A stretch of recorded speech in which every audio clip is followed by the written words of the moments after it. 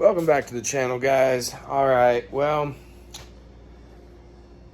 today we're gonna do some stuff. So I already got one side of the tube kind of ran, just kind of like a trial, just to make sure I can still do what I used to do. It went okay. I mean, I had to seam it, but you won't know when I'm done. So we're gonna attempt the other side. I'm gonna bring you guys with me on that one, because that one took forever. That one took, yeah, I was running around with my head cut off there for a little bit. So that side's tacked up. I'm gonna switch to this other side over here and bring you guys along with me. So I'll show you guys the progress. Can't even talk. Show you the progress we got going here, and then what we're gonna do from here on out. All right, so here we go. So this is what we got right now. Yeah, I know I had to seam it, but you'll never know when I'm done. We also plated down here. So I still have to kind of cut this down just a little bit so it lines up a little bit better. But we plated that down there because normally it is like this little like shaped, not square thing here. And the plates that I cut out, I actually cut it out of this angle over here. That 1x4 angle or whatever, 2x4 angle or whatever the hell that is right there. See if I can find another piece. Here we go. So this is what it is right here, and I pretty much just cut that in half and threw it on there. So I'm gonna knock this side out real quick, and then I'm gonna build a tube. I'm gonna have some plate come off right about here. And then have a tube that we're going to cut a slit in and slide some plate in there and weld that all up. And then that's going to go all the way across here and be removable. And then we're going to eventually cap those right there. Run some tubing for the bumper. Once I get the body kit, we're going to do that. I don't have the body kit yet. Because I've been told that the original factory bumper, the body kits are way different. But once you get a body kit, they're all about the same. They're just way different than factory here. So that's the plan as I'm stepping on the headlight. So yeah, here's what we're gonna do first over here. So the other chunk over there, I started out with 4 feet. That's what we're gonna do right here. This is the part I'm not gonna need. That's 4 feet over there. So we're gonna get that cut up real quick and then get to bending.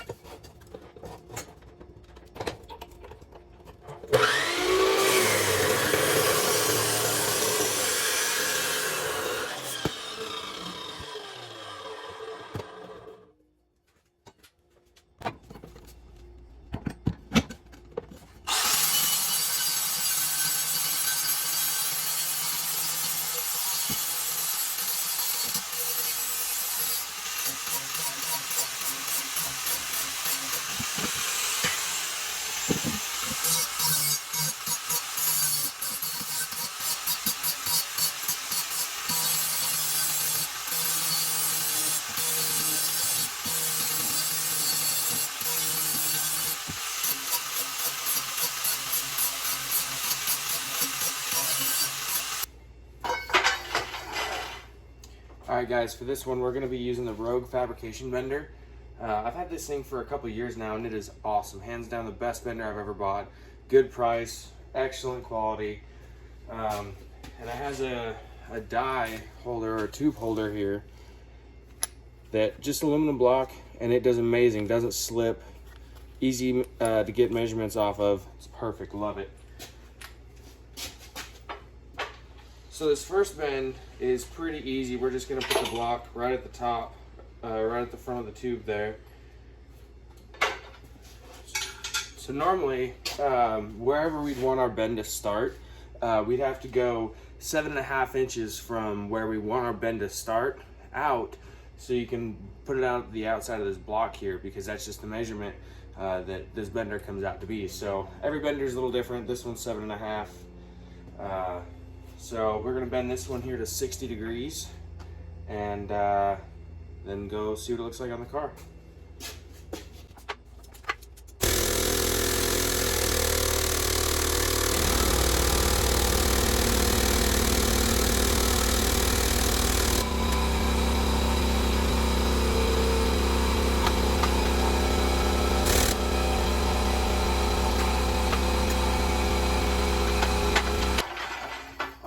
So it was actually 60 degrees. I thought it was 30 at first, but we took care of that.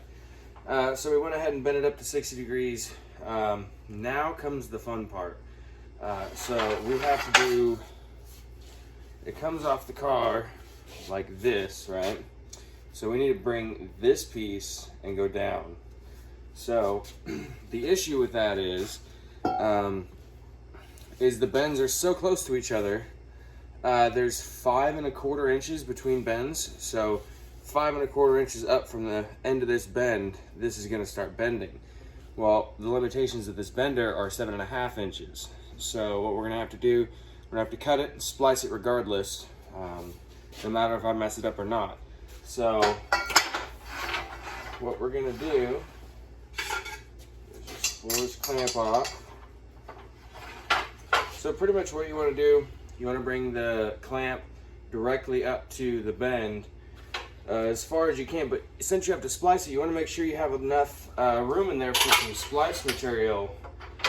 What we're using today is 1.5 inch OD tubing that you just slide in there and then weld around it, and it gives it more structure. We're gonna go to 70 on this one because the air compressor is gonna kick on here in just a second, so it's gonna get loud. So we're gonna go to 70 degrees.